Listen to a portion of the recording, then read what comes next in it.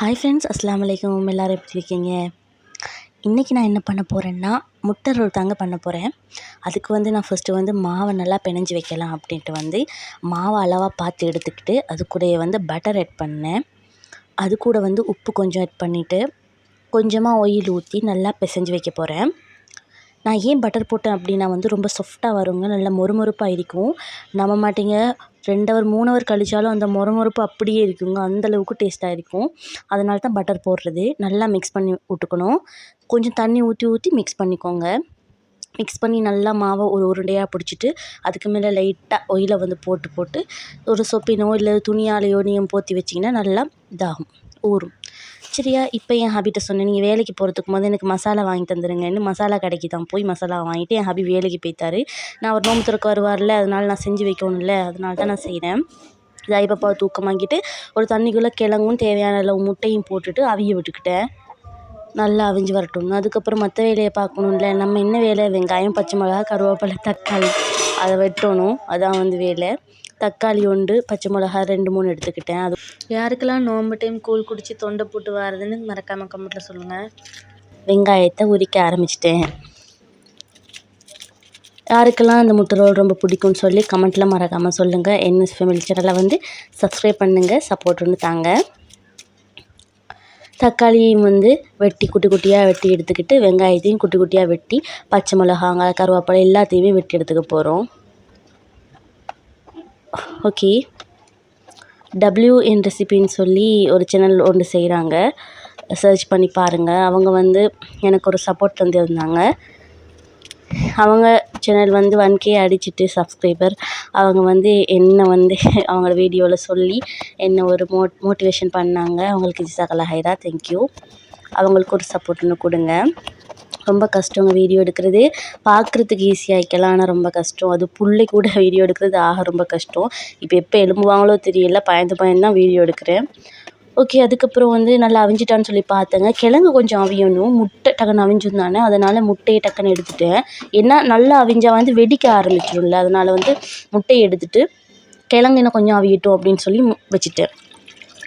முட்டையை கொஞ்சம் தண்ணியில் ஆற வச்சுட்டு உரித்தா நல்லவங்க, நல்லா ஈஸியாக உரியும். அதனால் கொஞ்சம் பச்சை தண்ணியில் கொஞ்சம் ஆற வச்சுட்டு உரிக்க ஆரம்பிச்சிட்டேன். அழகாக இருக்குல்ல அந்த முட்டை. உரிக்கும்போது எனக்கு தனி ஃபீல் ஒன்று வரும், நல்லா இருக்கும்.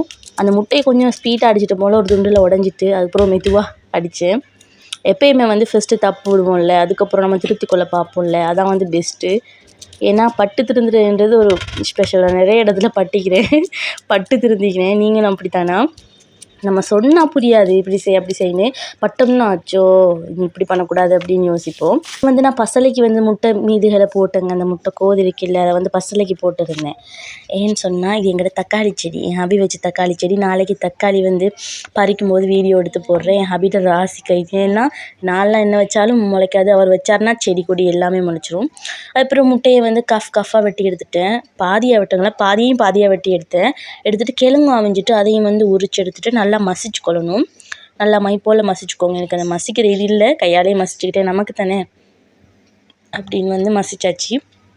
இப்போ நம்ம கிழங்கு கறி கீமா கறி செய்யணும்ல, அதுக்கு பேண்ட்டை வச்சு கொஞ்சமாக இது மீதமாக இருந்த ரொட்டிக்கு போட்ட மீதமாக இருந்த பட்டரை போட்டுட்டு அது கூட கொஞ்சம் ஆயிலில் போட்டேன். பட்டர் போட தேவையில்லை, மீதமாக இருந்ததால் போட்டேன். போட்டுட்டு நம்ம வெங்காயம், பச்சை மிளகாய், தக்காளி, கருவேப்பிலையெல்லாம் போட்டு நல்லா வதக்கி எடுக்க போகிறோம். ஓரளவு பொன்னிறமாக வதங்கினதுக்கு அப்புறம் கிழங்கை கொட்டிட்டு அது கூட மசாலா ஐட்டம், நான் கடையில் வாங்கின மசாலா, தனித்தூள், மஞ்சத்தூள், உப்பு எல்லாத்தையுமே போட்டு நல்லா மிக்ஸ் பண்ணி எடுத்துக்கணும். நல்லா மிக்ஸ் பண்ணுங்கள். ஏன்னா உப்புத்தூள் போட்டதில்லை நாம், அதனால் ஒரு இடத்துல கட்டிட்டு இருந்துடும். நல்லா ஃபுல்லாக மிக்ஸ் பண்ணிவிட்டு கொஞ்சம் தண்ணி மட்டும் கொஞ்சம் மிக்ஸ் பண்ணிங்கன்னா எல்லா இடத்துலையும் மசாலா பிரண்டு நல்லா புரிஞ்சு வரும். அப்படி கொஞ்சம் நேரம் அடுப்புலேயே வச்சுட்டு ஓகே, கிழங்கு ரெடி ஆயிடுச்சுல. இப்போ நம்ம என்ன பண்ணணும், நல்லா ஊறிட்டு அதை குட்டி குட்டியாக பிடிச்சி நமக்கு தேவையான அளவு உருட்டி எடுத்துக்கணும். சரியா? நான் எல்லாத்தையுமே உருட்டல, ஒன்றா உருட்டி காட்டுறேன். உருட்டி நல்லா பஞ்சு போல் இருக்குங்க. ஏன்னா பட்டர் போட்டது தானே, அதனால் பஞ்சு போல் இருக்கும். நல்லா மெல்லிசாக தட்டுங்க. நான் ஏன் சொல்கிறேன்னு சொன்னால், அதில் மொத்தமாக தட்டினீங்கன்னா உள்ளுக்கு பொரியாது, வெளியில் பொரிஞ்சிருக்கும், உள்ளுக்கு பச்சையாக இருக்கும். அதனால் எண்ணெய் மட்டும் நல்லா மெல்லிசாக தட்டிக்கோங்க. பச்சையாக வேற கரைச்சி எடுத்துக்கிட்டேன் நான் வந்து சைட்டுக்கு வந்து பூசுறதுக்கு. ஓகே, அதுக்கப்புறம் கிழங்கு கறியை வச்சுட்டு அதோட முட்டையும் வச்சுட்டு நான் செஞ்ச மாயே சுற்றிக்கோங்க பாருங்கள். சுற்றிட்டு ஒரு சைட்டுக்கு இந்த மாவை வந்து பூசிட்டு அப்படியே ஒட்டிங்கன்னா வந்து கலராதுங்க. எண்ணெய்க்குள்ளே போட்டால் பொரியாது, எலும்பி நிற்காது. அதனால வந்து நல்லா சாஃப்டாக வந்து நல்லா இருக்கும். அதுக்கப்புறம் நம்ம எந்த பிளேட்டில் வந்து வைக்க போகிறோமோ அதில் வந்து நம்ம எண்ணெய் லைட்டாக பூசி போட்டு அதில் வச்சோம்னா எடுக்கும்போது பிய்யாமல் ஈஸியாக வரும். இப்படி நான் எல்லாத்தையுமே செய்ய ஆரம்பிச்சிட்டேன். பார்த்தீங்களா, இப்படி தான் ஒட்டி போயிருக்கும். அதுக்கு தான் இந்த பூசுறது கரைச்ச ஓகே, இப்போ எண்ணெயை வந்து நல்லா சூடாகணும். எண்ணெய் நல்லா சூடானதுக்கப்புறம் வந்து 2 2 போட்டு எடுத்தேன்.